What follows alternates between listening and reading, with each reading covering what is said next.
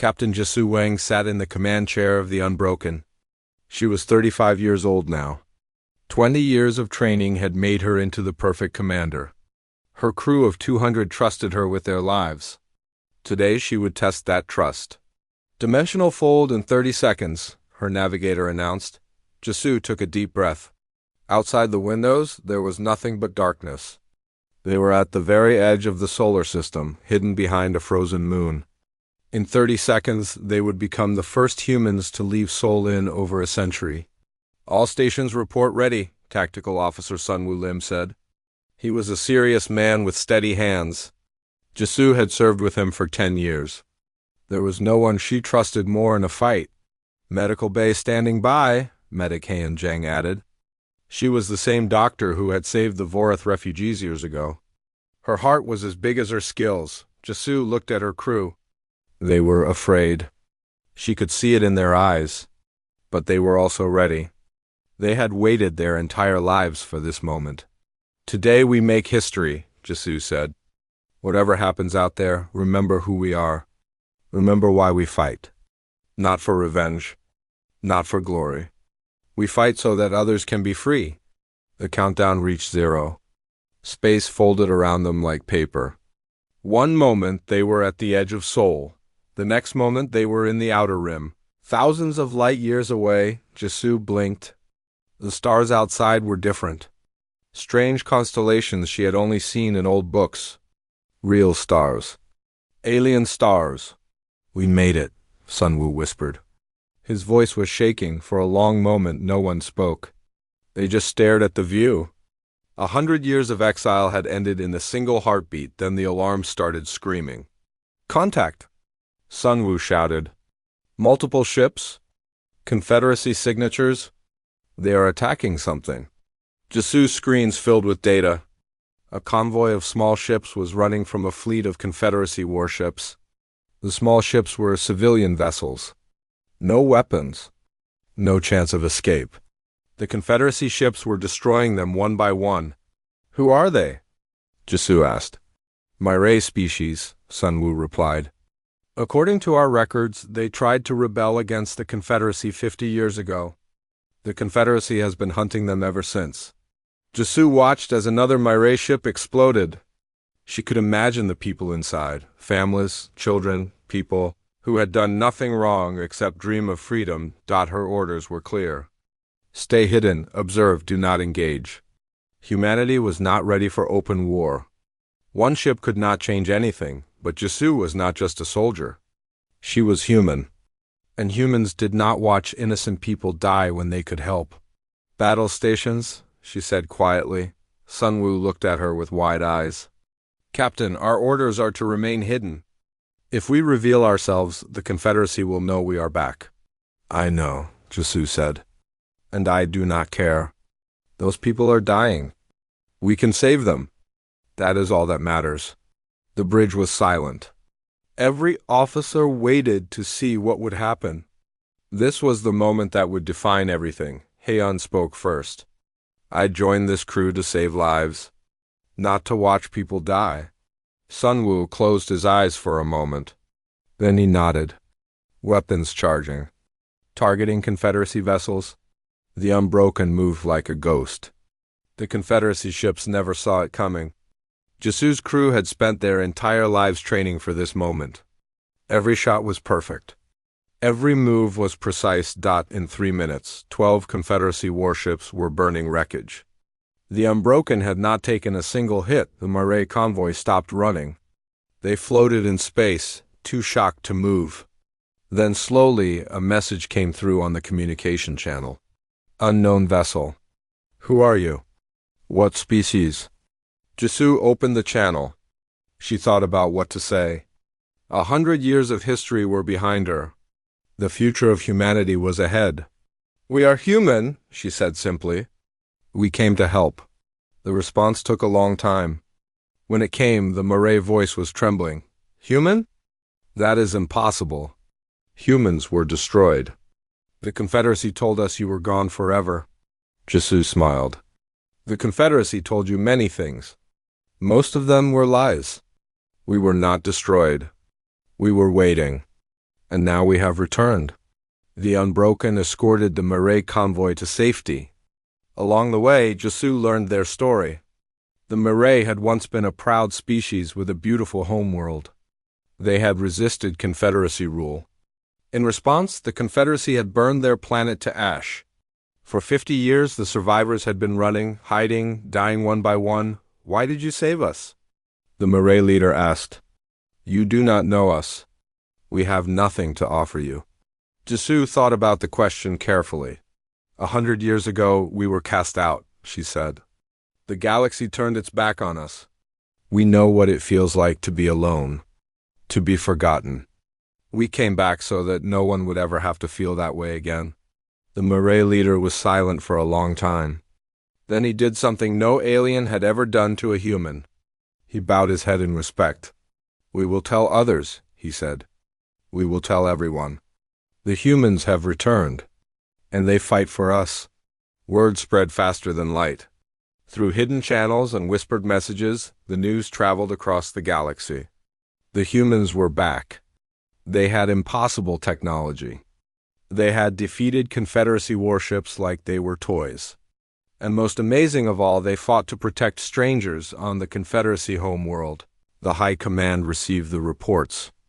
Most of them laughed. Humans? Impossible. They were trapped in their little solar system, slowly dying. This was obviously fake news. Some rebel group trying to cause trouble, but one elder, older than the others, did not laugh. He remembered the human admiral who had stood before the council a century ago. He remembered the fire in those human eyes, the smile that held secrets. Send investigators, the old elder said, just to be sure. By the time the investigators arrived, the Unbroken was long gone. But they found something else. They found hope. Spreading like fire across the outer rim, the first whisper had become a shout. And soon it would become a roar. 100 years passed. To the galaxy, humanity was forgotten. The Confederacy censors watched the Sol system day and night. They saw a quiet planet with a shrinking population. They saw old technology slowly breaking down. They saw a species fading into history. They saw exactly what humanity wanted them to see. General Minha stood in a cavern beneath the frozen surface of Europa, one of Jupiter's moons. She was 60 years old, but she looked younger. Human medicine had advanced in secret, far beyond what the Confederacy knew. Above her head, a massive ship hung in the darkness. It was the size of a mountain, black as space itself, and completely invisible to any scanner the aliens had ever built. How many now? Minha asked of Dot, her assistant. A young man named Junho Lee checked his tablet. 412 ships ready for deployment. Another 200 in final construction. The fleet will be complete within 8 years. Minha nodded slowly. She had been born 30 years after the exile. She had never seen the stars except through telescopes, but she had grown up on stories of the galaxy, stories of the injustice, stories of the promise that one day humanity would return. Her grandmother had been Sojin Han, one of the founders of Operation Horizon. Sujin had died 20 years ago, but her dream lived on in Minha's heart. On the other side of the solar system, deep beneath the surface of Mars, physicist Do-Yeon Choi was having the best day of his life. He stood in front of a machine that looked like a ring of light. Inside the ring, space itself was bending, folding, creating a doorway to somewhere else. It works, he whispered. His hands were shaking. It actually works. His team gathered around him. They had spent 40 years on this project. 3 generations of scientists had dedicated their lives to solving a problem the Confederacy believed was impossible. Faster than light travel without warp signatures? Movement without being detected, they called it dimensional folding. The ship did not travel through space. It folded space around itself, stepping from one point to another like walking through a door. No energy signature. No warning. One moment you were here. The next moment you were 1,000 light years away. Do-Yeon immediately sent a message to General Minha. 3 words that changed everything. The door opened. Minha received the message during a meeting with sociologist Una Beek. Una was in charge of something equally important as the ships and the technology. She was in charge of the plan. We call them the Unity Protocols, Una explained. When we return to the galaxy, we cannot act like conquerors. The Confederacy rules through fear and power. We must be different. We must rule through trust and freedom. Minha read Doyan's message. Her face did not change, but inside, her heart was racing. Tell me more, she said to Una. I have studied every species in the Confederacy's records, Una continued. Hundreds of them are slaves. Thousands are unhappy. The Confederacy is not a union. It is a prison. The elder races sit at the top and take everything. Everyone else suffers below. If we offer these species freedom, real freedom, they will join us. We will not have to conquer the galaxy. We will liberate it. Minha smiled. It was the same smile Admiral Taiho had worn in the Great Hall 100 years ago. The smile of someone who knew something others did not. The technology is ready, Minna said. Now we need people who are ready to use it.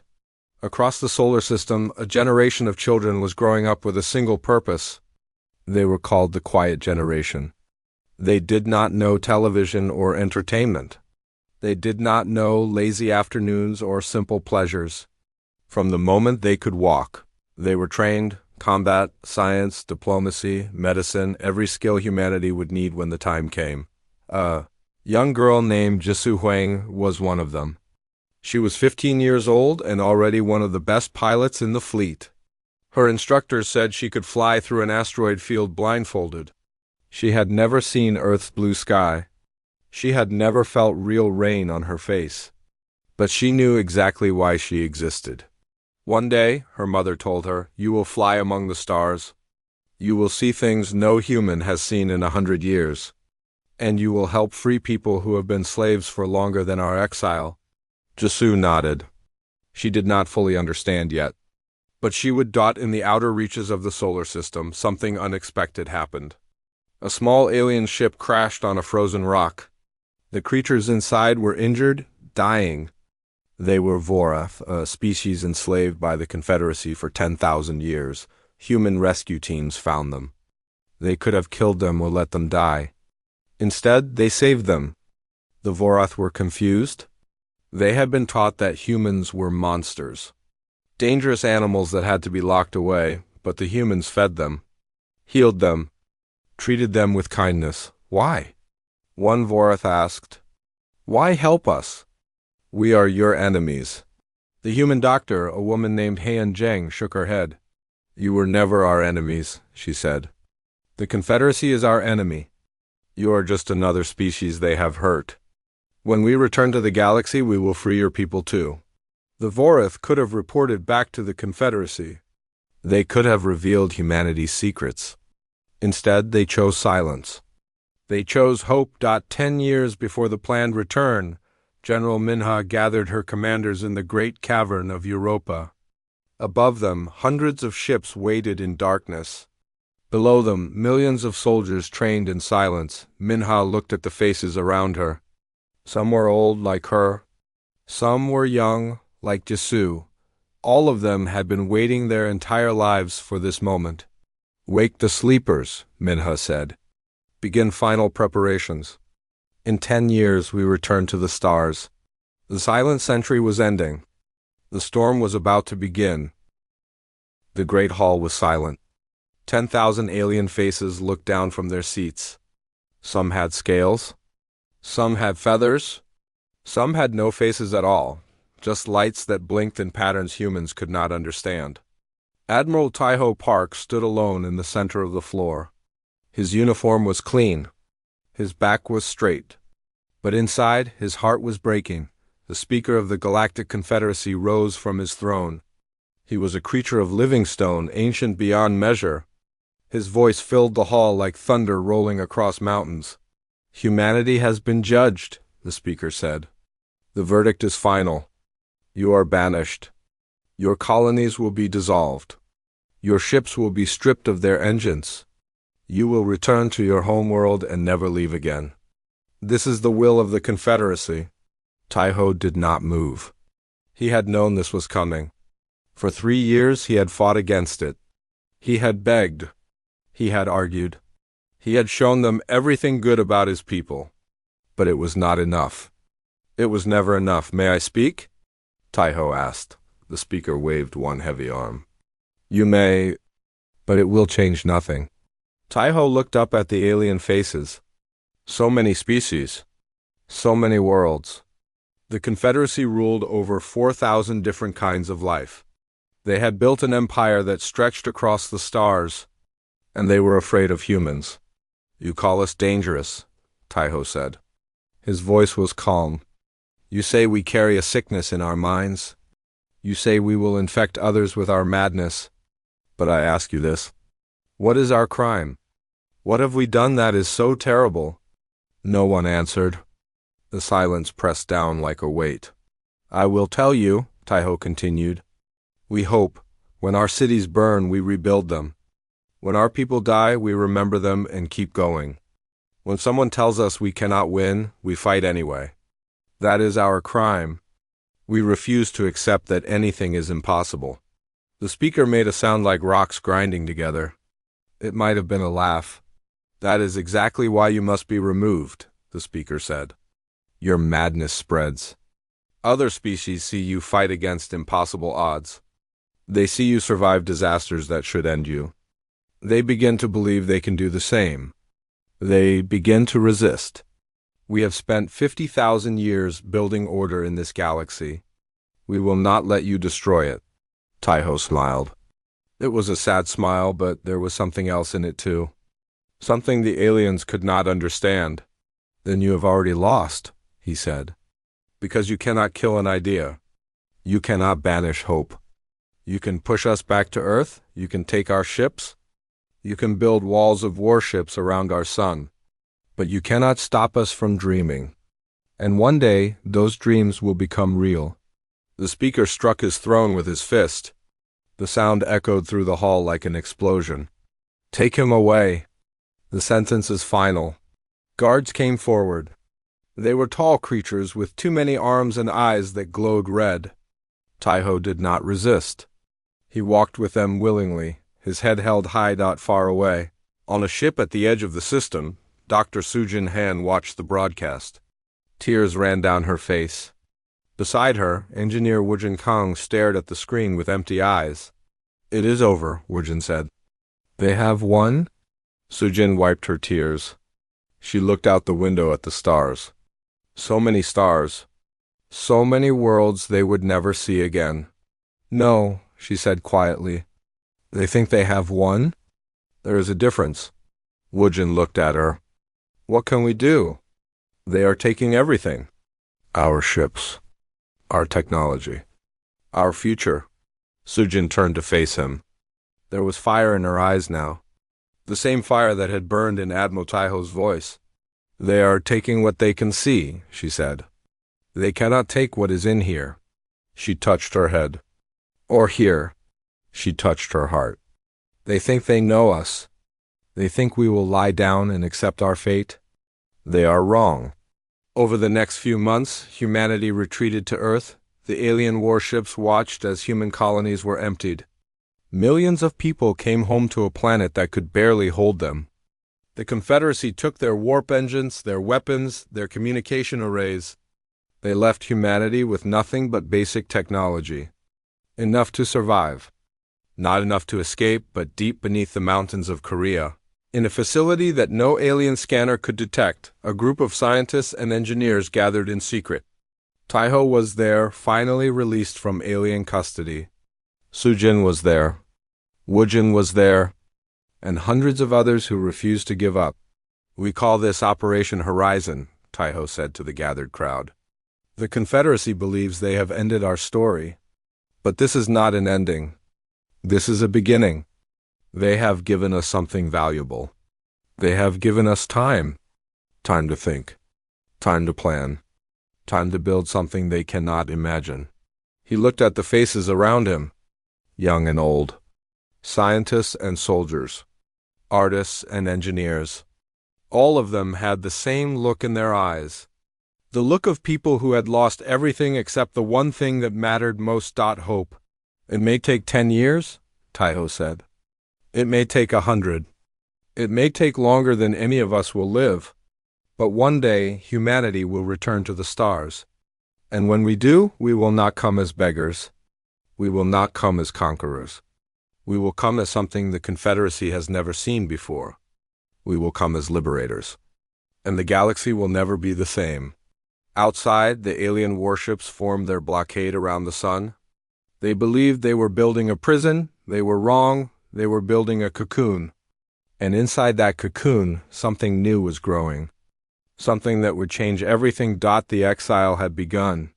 But so had the rise of humanity. 15 years had passed since the Unbroken first appeared in the Outer Rim. In that time, everything had changed. Fleet Commander Yunji Shin stood on the bridge of her flagship, looking at a map of the galaxy. 200 star systems were now marked in blue. Free worlds. Liberated from Confederacy rule. And the number was growing every day. Yunji was 42 years old.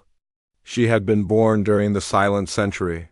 Raised in the underground cities of Mars, now she commanded the largest human fleet ever assembled. 3,000 ships crewed by humans and aliens working side by side. Report from the Eastern Front, her communications officer announced. The Vorath system is free. The slave camps have been destroyed. 2 million Vorath are celebrating in the streets. Yunji nodded. She remembered the stories about the Vorath refugees who had crashed in the solar system decades ago. The ones who had kept humanity's secret. Now their entire species was free. Send a message to Ambassador Jaewon, Yunji said. Tell him the Vorath are ready to join the compact. On a space station at the edge of free space, Ambassador Jaewon-ru was having a very busy day. His office was filled with representatives from 50 different species.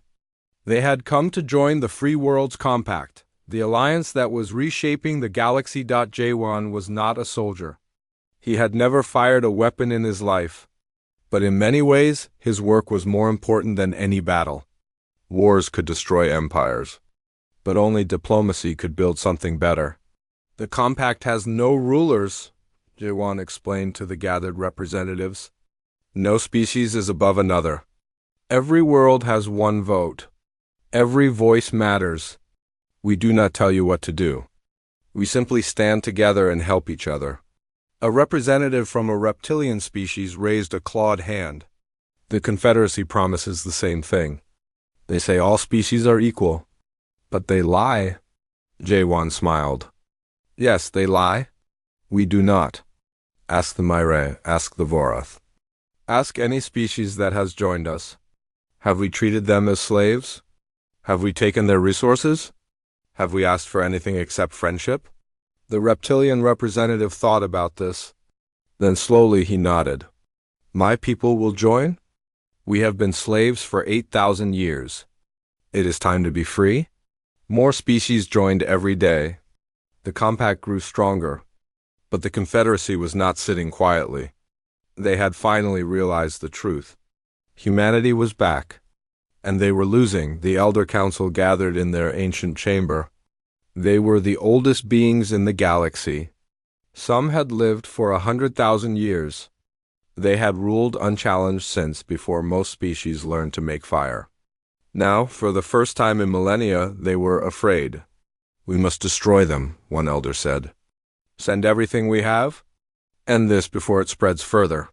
It has already spread, another elder replied. We cannot kill an idea. The human disease has infected too many species. Even if we destroy every human ship, others will continue the fight. Then we destroy them all. Every species that has joined this compact. We burn their worlds as a lesson to others. The chamber fell silent. It was a terrible solution. Billions would die. But the elders were desperate. Their power was slipping away. Send the Grand Fleet, the oldest elder finally said. 10,000 ships. Destroy the human main force. Show the galaxy that resistance is useless. The Grand Fleet assembled near a beautiful purple cloud of gas and dust called the Crimson Nebula. It was the largest military force the Confederacy had ever gathered. 10,000 warships, each one crewed by species who had been loyal to the elders for thousands of years. Against them stood 800 human and allied vessels. Commander Yunji was there. Captain Jasu was there, and Admiral Taiho Park, now 157 years old, commanded from his flagship. Human medicine had kept him alive, but more than that, his will had kept him alive. He had seen the exile. He would see the victory. They outnumber us more than 10-1, his second-in-command, Narration reported. She was young and brilliant, the future of human leadership. Our chances of survival are very low. Taiho looked at the enemy fleet. So many ships. So much power. The Confederacy thought numbers would win this battle. They were wrong. They have ships, Taiho said. We have something better. We have people who believe. People who are fighting for their families, their freedom, their future. They are fighting for a paycheck and fear. That is the difference.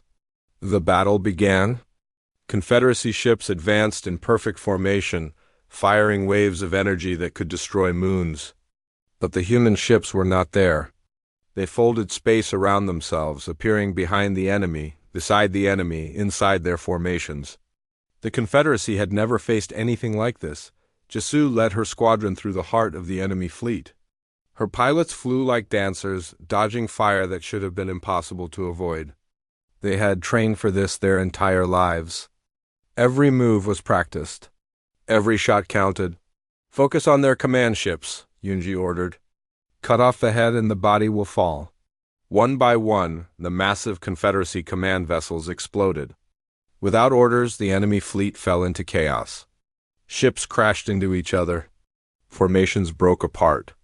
The perfect military machine became a confused mess, but the Confederacy still had numbers. Human ships were taking damage. Crews were dying. The battle could still go either way. Then something wonderful happened. Across the battlefield, Confederacy ships began to stop firing. Their crews were refusing to fight. They had seen what the humans were fighting for. They had heard the stories of liberation, and they chose hope over fear. Surrender signals from 300 enemy vessels, Nari reported, her voice filled with amazement. They are joining us. The battle turned into a rout. The remaining Confederacy ships fled. The Grand Fleet, the greatest military force in galactic history, was shattered. Taeho watched the enemy retreat. Tears ran down his old face. He had waited 110 years for this moment. Send a message to all channels, he said quietly. Tell the galaxy what happened here. Tell them the Confederacy can be defeated. Tell them freedom is possible. The message spread across the stars. On slave worlds and free worlds, on ships and stations, billions of beings heard the news. The humans had won. The tide had turned, and it was still rising. 65 years had passed since humanity returned to the stars. Supreme Commander Minji Yu stood on the bridge of her flagship, looking at something no ordinary species had seen in 50,000 years. The galactic core, heart of the Confederacy. Home of the elder races, the center of all power in the galaxy. Behind her stretched a fleet of 20,000 ships. But more important than the ships were the flags they flew. 1,200 different species.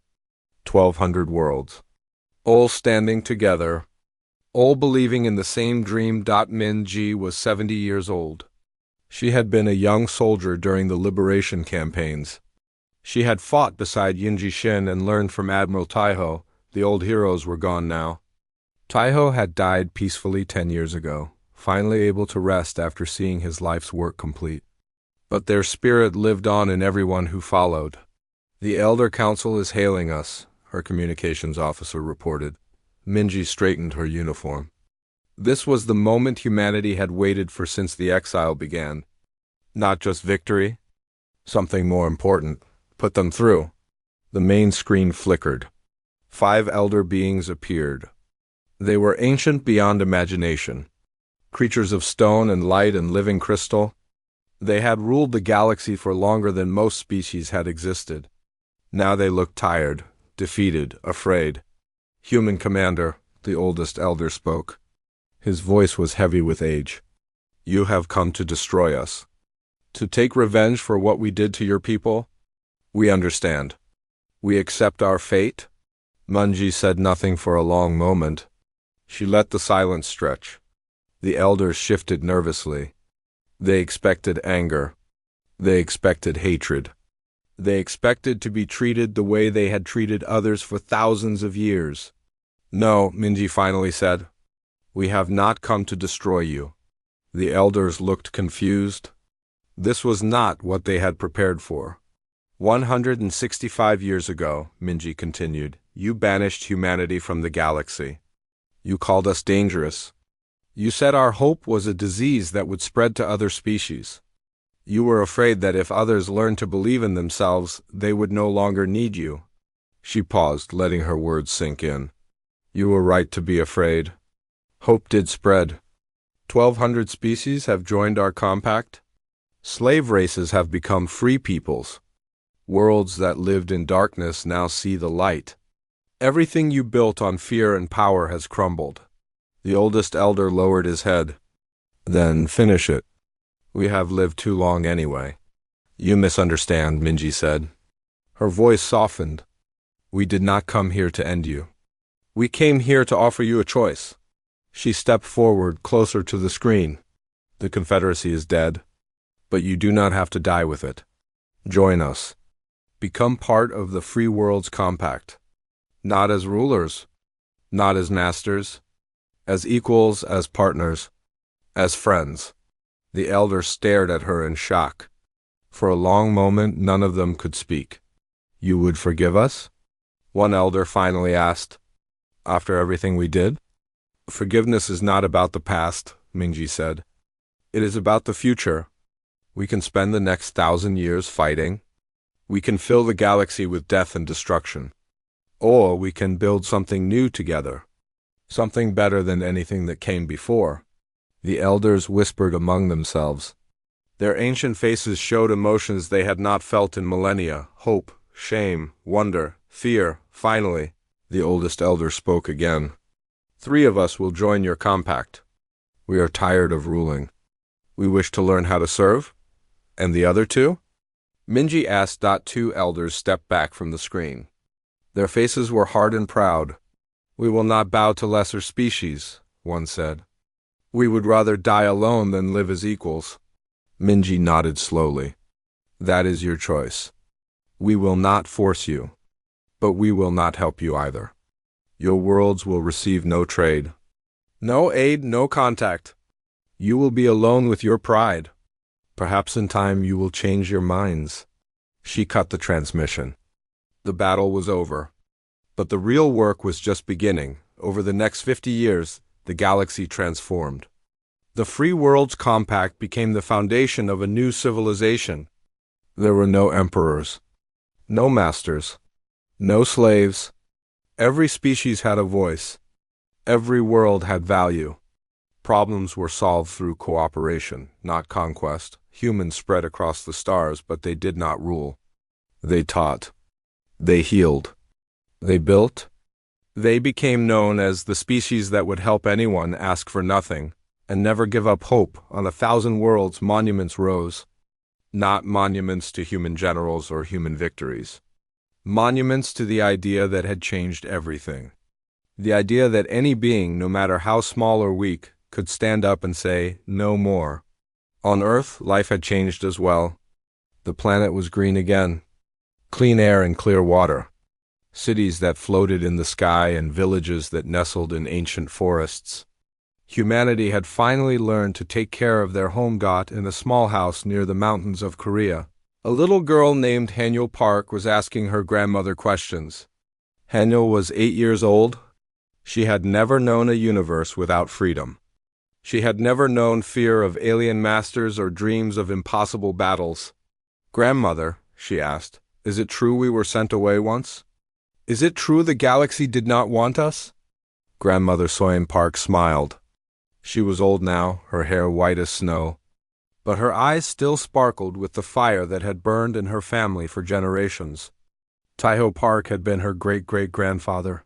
Yes, little one, Soyen said. A long time ago, the galaxy was ruled by beings who thought power was everything. They were afraid of us because we believed in something they could not understand. What did we believe in? Soyen pulled her granddaughter close. Outside the window, the stars were coming out. Thousands of stars. Millions of worlds. All of them free. We believe that tomorrow could be better than today, Soyen said. We believe that kindness was stronger than cruelty. We believe that hope could light the darkest night. They thought these beliefs made us weak. They were wrong. Haniel looked up at the stars. So many lights. So many possibilities. What happened then? Soyen smiled. It was the same smile Taiho had worn in the Great Hall of the Confederacy all those years ago. The smile of someone who knew something wonderful. They banished us. They thought it was our end. But we did not give up. We worked, we waited, we dreamed. And when the time came, we rose higher than any empire they had ever built. Haniel was quiet for a moment, thinking about this. Then she asked the most important question of all. Will we ever fall again? Soyen looked at her granddaughter, at the hope in her young eyes, at the future she represented. Perhaps, Soyen said honestly, perhaps one day we will face new challenges, new enemies, new fears. But it will not matter, because we will always have what made us great in the first place. Not our technology, not our ships, not our power. What then? Soyen touched her granddaughter's heart. This, she said, the belief that no matter how dark things become, the light will return. That is what makes us human. And that is why, no matter what happens, we will always rise again. The stars shone bright above them. A galaxy at peace. A future without limits. And at the heart of it all, the simple truth that had changed everything. Hope was not a weakness. It was the greatest power of all. 65 years had passed since humanity returned to the stars. Supreme Commander Minji Yu stood on the bridge of her flagship, looking at something no ordinary species had seen in 50,000 years. The galactic core, heart of the Confederacy. Home of the elder races, the center of all power in the galaxy. Behind her stretched a fleet of 20,000 ships. But more important than the ships were the flags they flew. 1,200 different species. 1,200 worlds. All standing together. All believing in the same dream. Min Ji was 70 years old. She had been a young soldier during the liberation campaigns. She had fought beside Yinji Shin and learned from Admiral Taiho. The old heroes were gone now. Taiho had died peacefully 10 years ago, finally able to rest after seeing his life's work complete. But their spirit lived on in everyone who followed. The Elder Council is hailing us, her communications officer reported. Minji straightened her uniform. This was the moment humanity had waited for since the exile began. Not just victory, something more important. Put them through. The main screen flickered. 5 elder beings appeared. They were ancient beyond imagination. Creatures of stone and light and living crystal. They had ruled the galaxy for longer than most species had existed. Now they looked tired, defeated, afraid. Human Commander, the oldest elder spoke. His voice was heavy with age. You have come to destroy us. To take revenge for what we did to your people? We understand. We accept our fate? Munji said nothing for a long moment. She let the silence stretch. The elders shifted nervously. They expected anger. They expected hatred. They expected to be treated the way they had treated others for thousands of years. No, Minji finally said. We have not come to destroy you. The elders looked confused. This was not what they had prepared for. 165 years ago, Minji continued, you banished humanity from the galaxy. You called us dangerous. You said our hope was a disease that would spread to other species. You were afraid that if others learned to believe in themselves, they would no longer need you. She paused, letting her words sink in. You were right to be afraid. Hope did spread. 1,200 species have joined our compact. Slave races have become free peoples. Worlds that lived in darkness now see the light. Everything you built on fear and